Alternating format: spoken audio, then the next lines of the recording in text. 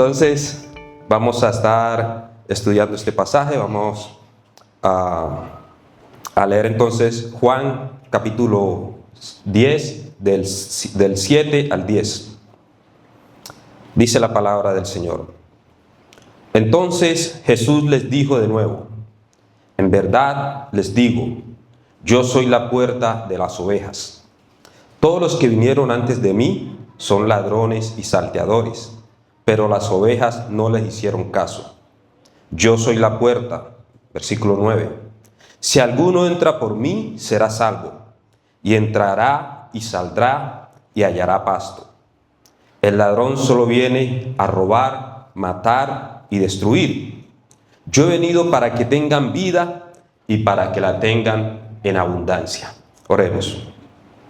Amado Dios que estás en los cielos, Señor, gracias, Dios mío, por permitirnos estar aquí en esta mañana hoy, Dios mío. Gracias por tu misericordia, Señor. Gracias por su amor, por su fidelidad, Señor. Gracias, Señor, porque siendo nosotros, Dios mío, pecadores e imperfectos, te plació, Señor, llamarnos, te plació, Señor, rescatarnos, Dios mío. Señor, te plació traernos a tu redil, Dios mío. Muchas gracias, Señor, por toda la obra de salvación que has hecho por nosotros. Te pedimos perdón por nuestros pecados, Señor. Te pedimos, Señor, que sea usted tomando el control de nuestra mente y nuestro corazón. Que nos guíes a toda tu verdad, Señor. Que podamos ser exhortados con tu palabra, que podamos ser instruidos, que podamos ser guiados, que podamos ser iluminados, Señor. Y sobre todo, que todo lo que hagamos sea para la honra y gloria de tu santo nombre. En Cristo Jesús. Muchas gracias, Señor. Amén. Mis hermanos, he titulado este tema La única puerta hacia la vida abundante. Y lo he dividido en dos partes. Uno, Jesús es la puerta exclusiva. Y la segunda, Jesús es la fuente de vida. La primera del 7 al 8 y la segunda del 9 al 10. Y quiero que usted se grabe esta frase. Y es: Jesús es la única puerta de entrada a la vida abundante en abundantes pecadores. Él es la fuente de nuestra vida. Vivimos en un mundo donde cada uno pareciera tener su propia salvación, su propio método para alcanzar la vida eterna. Cada quien pareciera tener su propio camino. Incluso dentro del mundo cristiano, algunos ponen en tela de juicio la misión perfecta, la misión cumplida de nuestro Señor Jesucristo. Están ingeniando todo el tiempo métodos o estrategias para alcanzar la salvación. Pero Jesús en el Evangelio de Juan despeja toda duda sobre esto con la frase famosa en el Evangelio de Juan: yo soy. Nuestro hermano Deimer el mes pasado hablaba sobre Jesús como la luz del mundo, donde él dice: yo soy la luz del mundo. Pero hoy vamos a ver la frase que dice: yo soy la puerta. Y este era un tema muy común en el pueblo de Israel. Para ellos era muy común tanto las ovejas como el pastor, tanto el redil como el portón de las ovejas, porque ellos crecieron o se hicieron una nación en medio de este mundo del cultivo, de la agricultura, de la crianza de las ovejas. O sea, eran personas del campo. Entonces para ellos era muy común estos temas. De manera que En el Antiguo Testamento encontramos estas imágenes.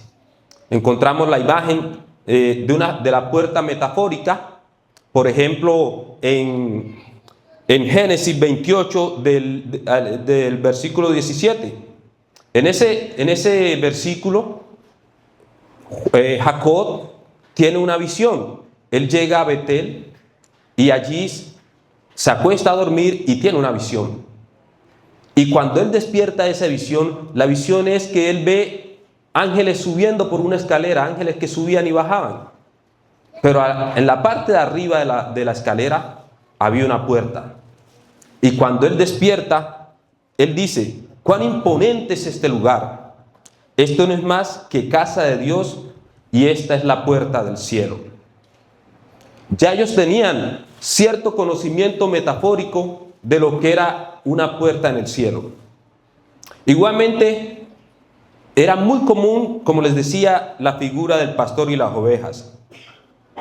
Y, por ejemplo, tenemos el famoso versículo de Salmo 23:1, que me imagino que todos se lo saben, ¿verdad? Jehová es mi pastor y nada me faltará. Entonces ellos entendían de que Dios era su pastor, era el que cuidaba sus ovejas, que ellos eran el redil del Señor y que el Señor, así como el pastor saca las ovejas del redil y las lleva a los campos a que coman el pasto fresco, y como el pastor cuida sus ovejas del lobo, así mismo ellos veían la labor o la misión del Señor. El Señor era el que los cuidaba, el Señor era el que los guiaba a través de su palabra, a través de los profetas. Entonces, era muy común en ese tiempo. Sin embargo, a pesar de que ellos conocían muy bien la labor del pastor de manera metafórica o la labor de Dios de manera metafórica, también sabían que habían falsos pastores dentro del pueblo de Israel. Y el Señor los denuncia.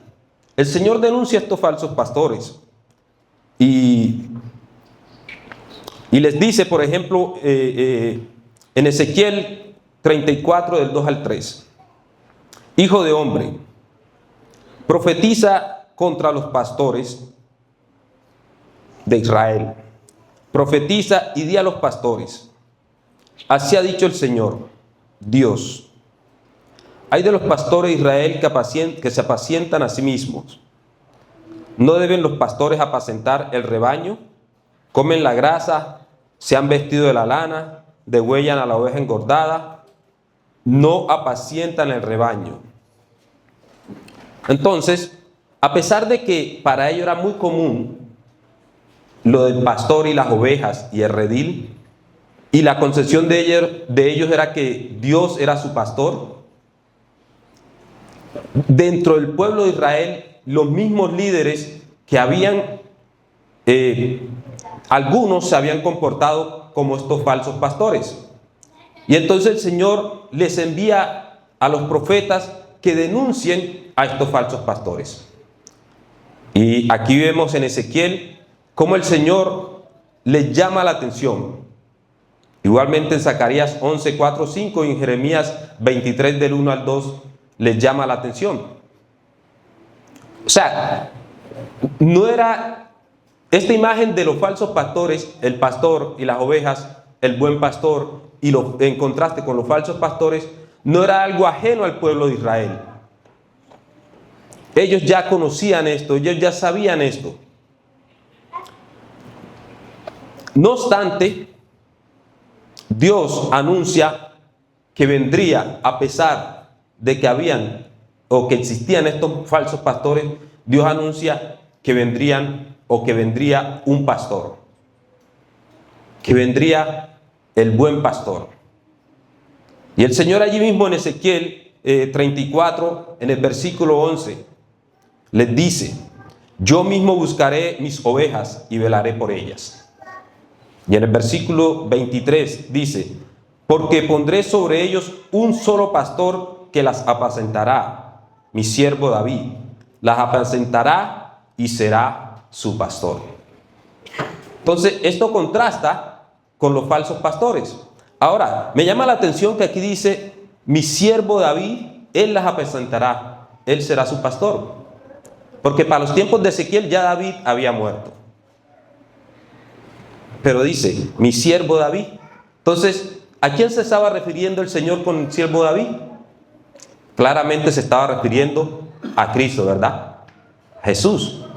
Porque ya David estaba muerto, ya el rey David había pasado hace mucho tiempo, ya había muerto hace mucho tiempo.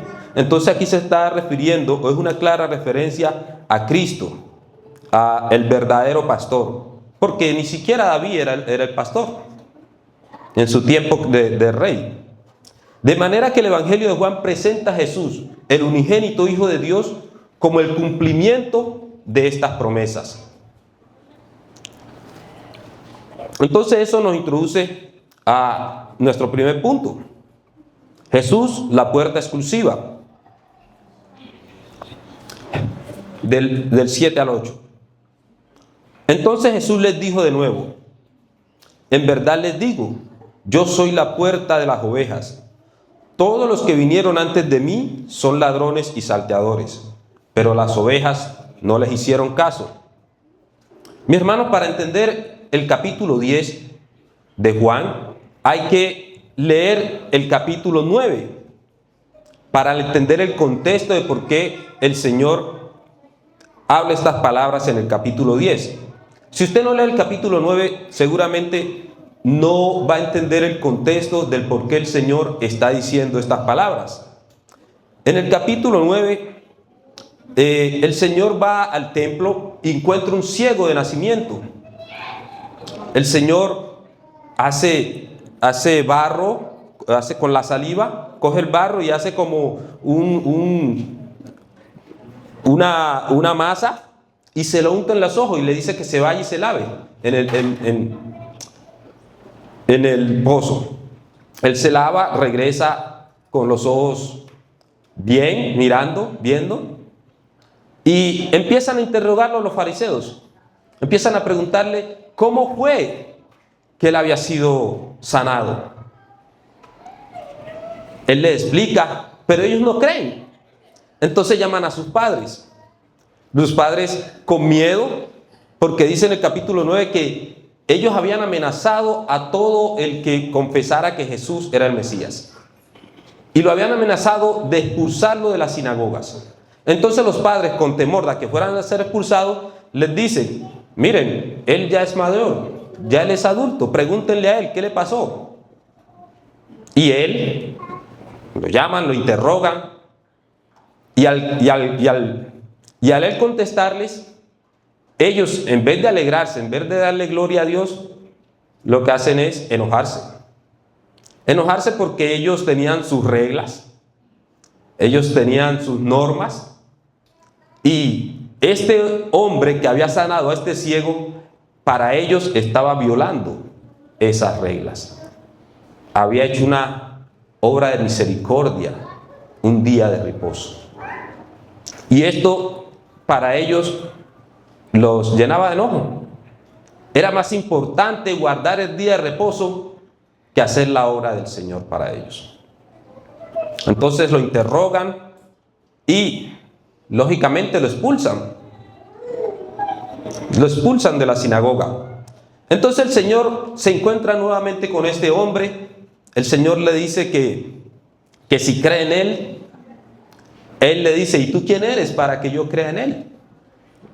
Y este hombre, el Señor le dice, yo soy el que te sanó, yo soy el Hijo de Dios.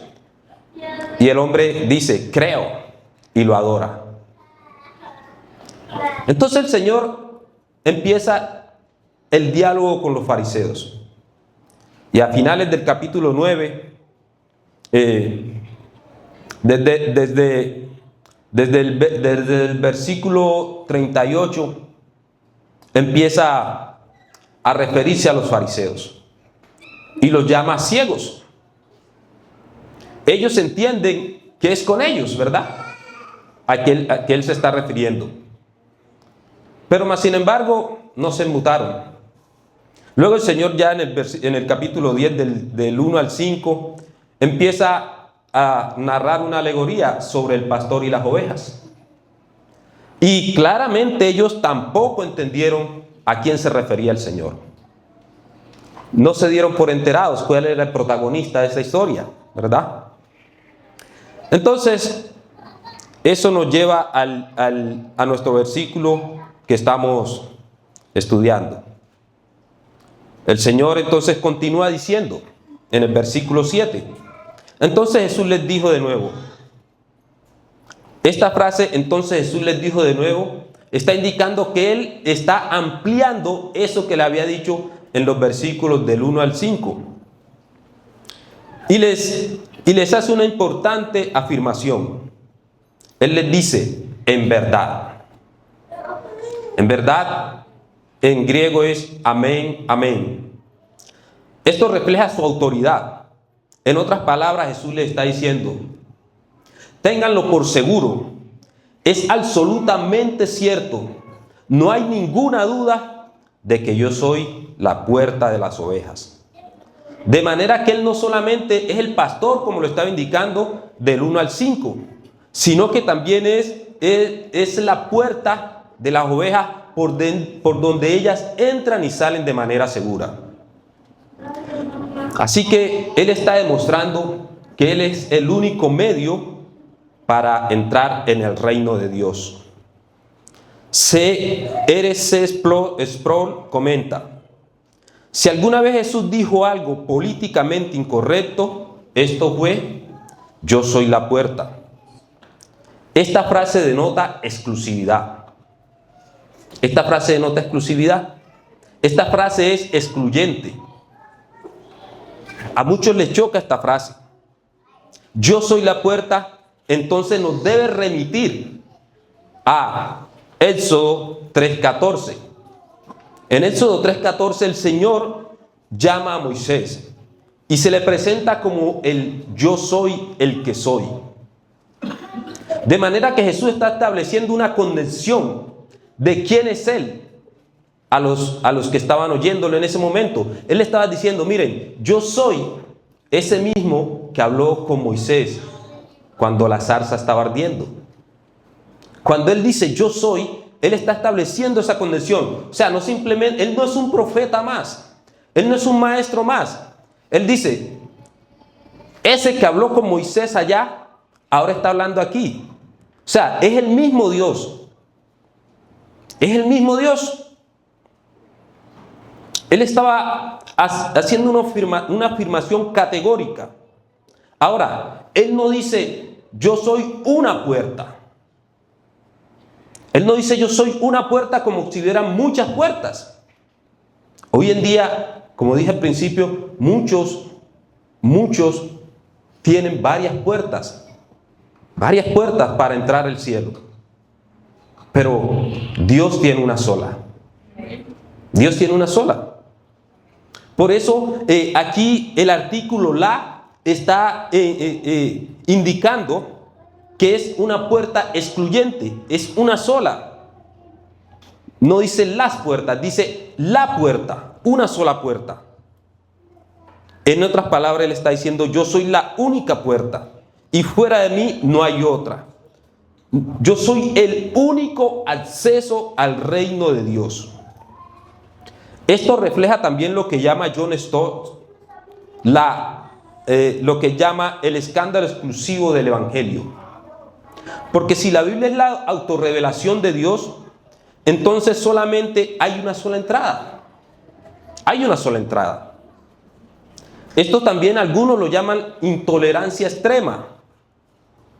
Esa es la estrechez del Evangelio. El Señor dice que ancha es la puerta que lleva a la perdición. Y muchos son los que entran por ella. Pero estrecha es la puerta que lleva a la salvación. Y saben, pocos son los que entran por ella. Son pocos, no son muchos. Entonces, Él es el único medio para que seamos salvos. Pero esto es poco atractivo para muchos. Uno escucha muchas veces que la gente dice, pero es que Jesús no es el único medio, ¿verdad?, para ir al cielo. Está también el budismo, está también el islam, está también otras religiones sagradas que la gente tiene como camino al cielo. Pero el Señor aquí despeja cualquier duda sobre eso. Él dice, yo soy la puerta. No hay otra. No hay otra. No es María. No son los mormones. No son los testigos de Jehová. Los menciono porque ellos tienen su propia doctrina de su puerta. Para ellos Jesús no es la puerta. Para ellos Jesús no es la puerta. Y María, pues muchos la consideran la puerta, María. Pero María tampoco es la puerta. Es Jesús. Él lo dice aquí claramente. Yo soy la puerta. Y quizás cuando leemos este pasaje, usted se puede preguntar, ¿por qué el Señor está haciendo esta afirmación?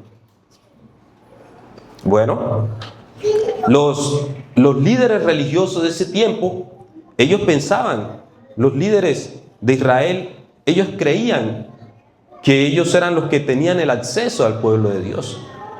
Ellos eran quienes decidían quién hacía parte del pueblo de Dios. Ellos tenían el templo sagrado en Jerusalén, el majestuoso templo sagrado. Ellos tenían la ley, el Pentateuco, los escritos de los profetas. Ellos eran los maestros. Pero Jesús les dice, un momento, no son ustedes la puerta, yo soy la puerta, les dice. O sea, ellos creían tener el acceso exclusivo a Dios. Si nosotros leemos el capítulo 9, nos damos cuenta de eso. Ellos decidían quién entraba y quién no. Ellos decidían quién podía ser parte del pueblo y quién no. Y incluso, si usted no era de los fariseos, ellos lo consideraban una persona de una menor categoría. Entonces, él les dice, no, yo soy la puerta, no ustedes.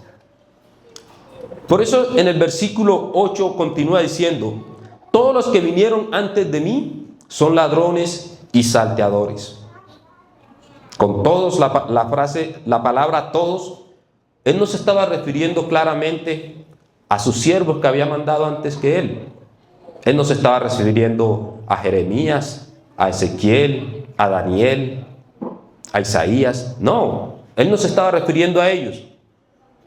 Pero cuando uno lee un poco la historia de Israel, se da cuenta que en el tiempo de los macabeos, hasta el tiempo de la conquista romana, se levantaron una cantidad de revolucionarios.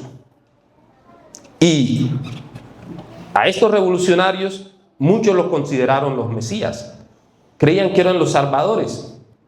Entonces, en ese sentido, el Señor les dice, todos los que vinieron antes de mí son ladrones y salteadores. Incluso los macabeos, cuando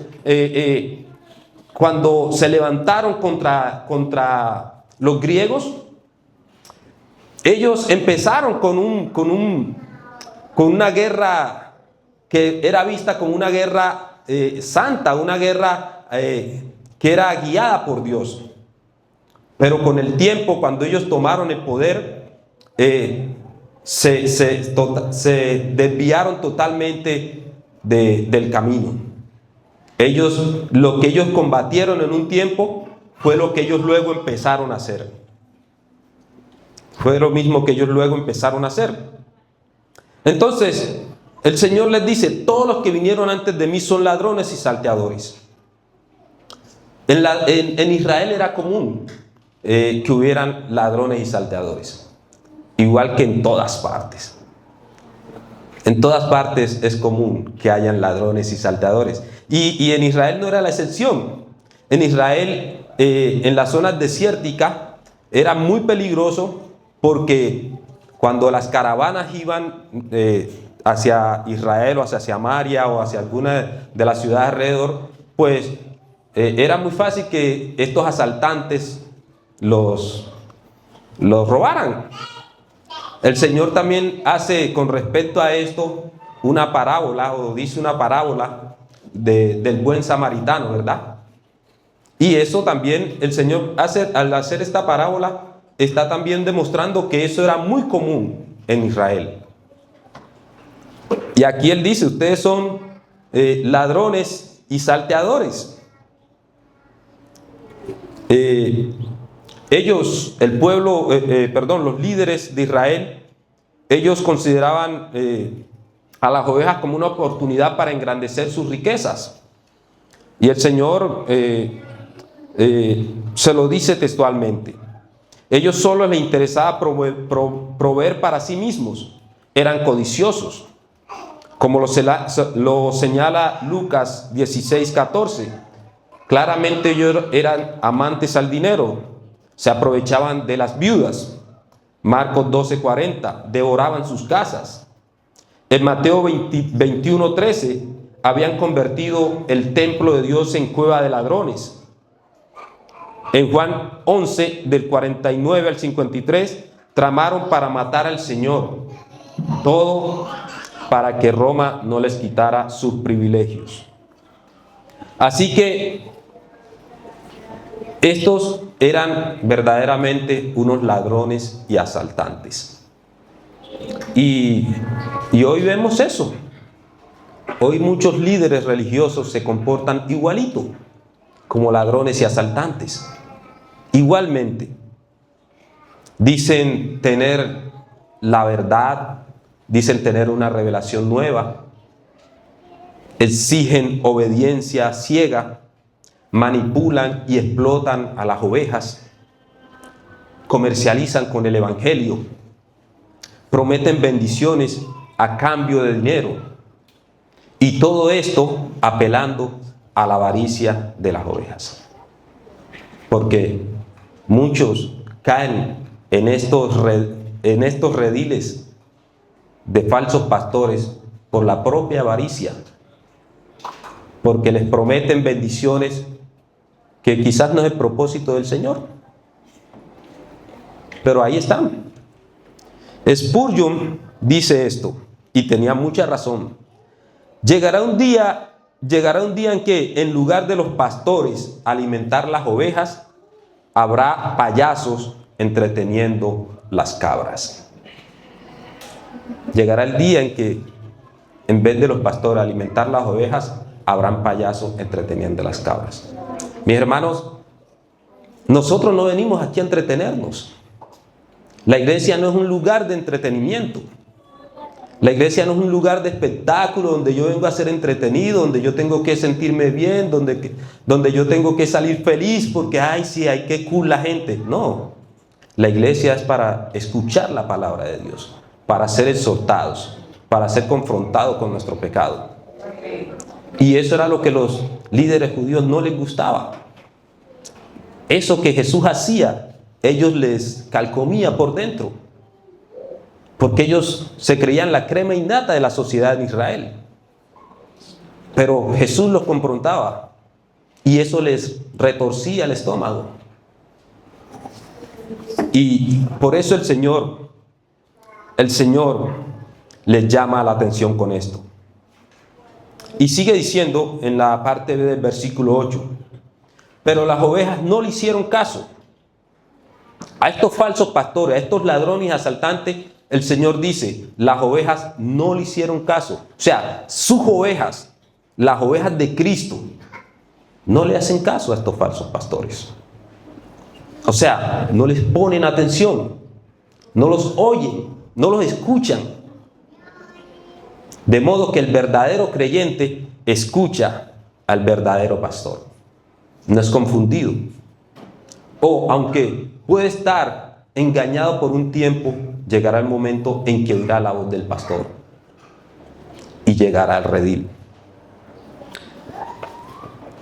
Como el ciego sanado reconoce la voz de su pastor, aunque lo expulsaron de la sinagoga, en el capítulo 9, repito, el que es de Cristo también escuchará la voz del pastor.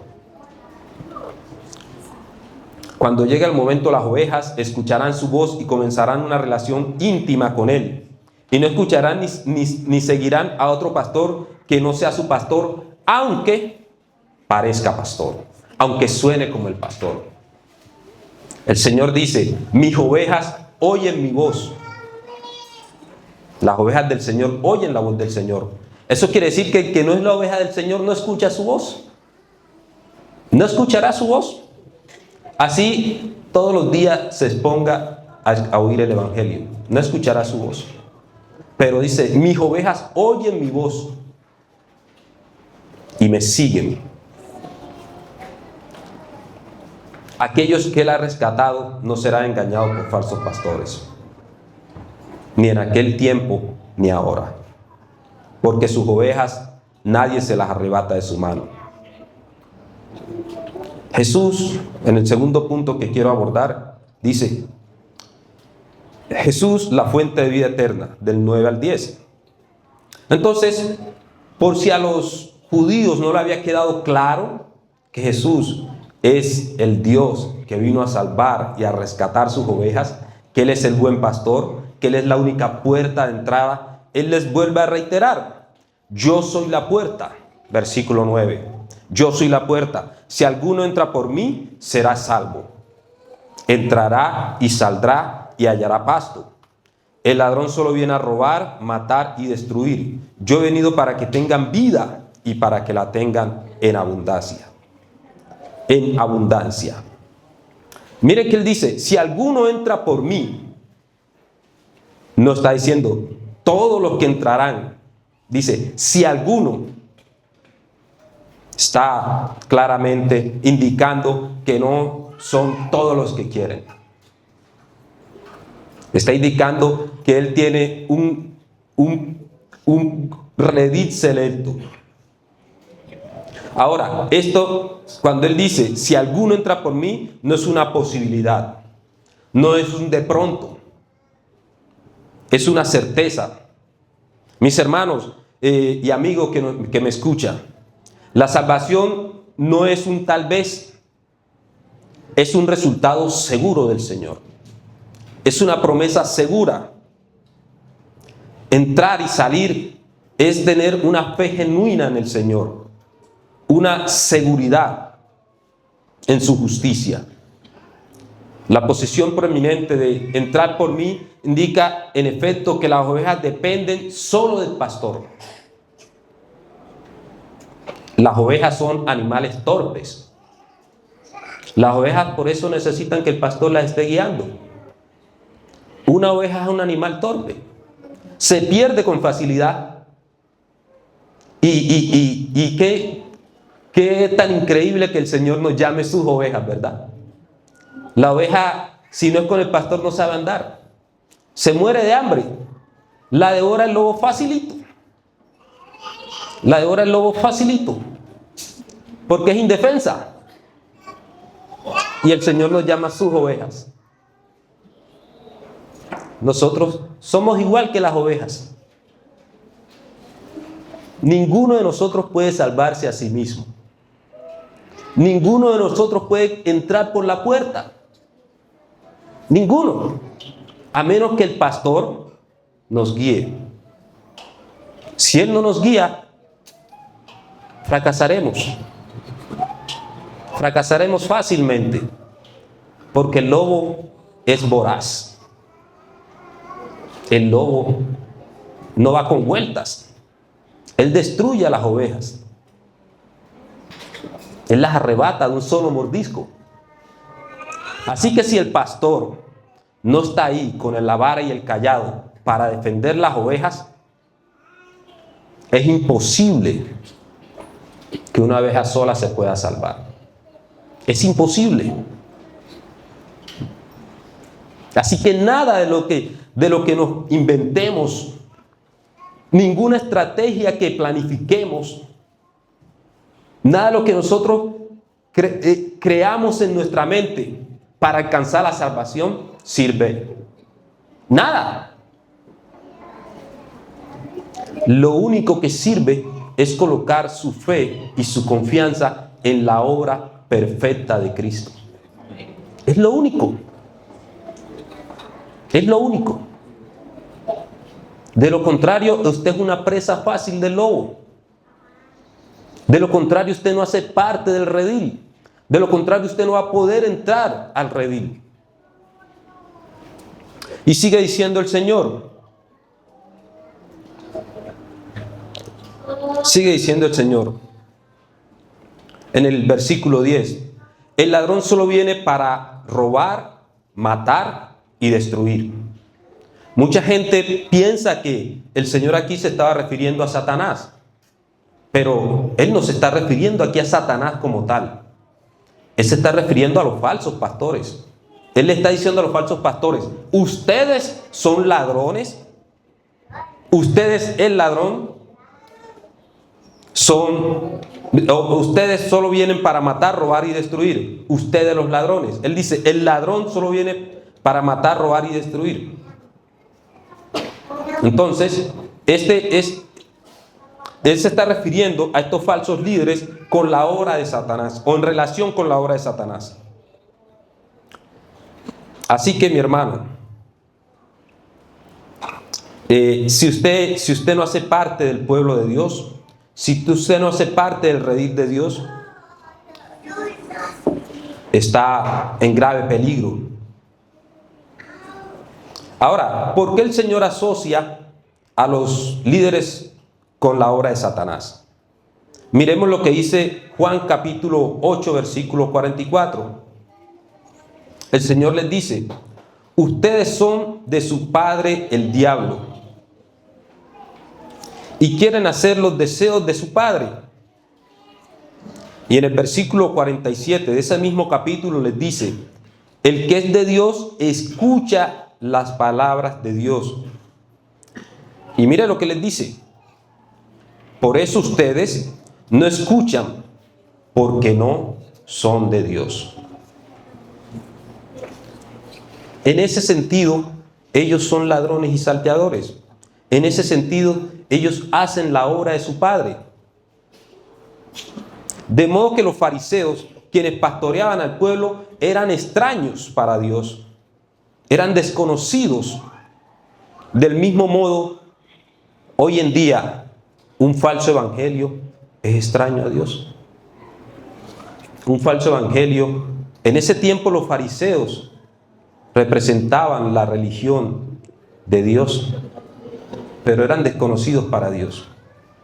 En nuestro ambiente, en nuestro medio, las iglesias evangélicas representan el pueblo de Dios, pero muchos son desconocidos para Dios. Muchos pastores son desconocidos para Dios. Así digan ser pastores. Así digan ser pastores. Por eso el Señor los asocia, porque el Señor los asocia con la obra de Satanás. Los falsos pastores robaban las ovejas por medio de la intimidación, como sucedió con el ciego. Se les amenazaba a los que no le seguían. Y si no eran suficientes las amenazas, entonces usaban la violencia.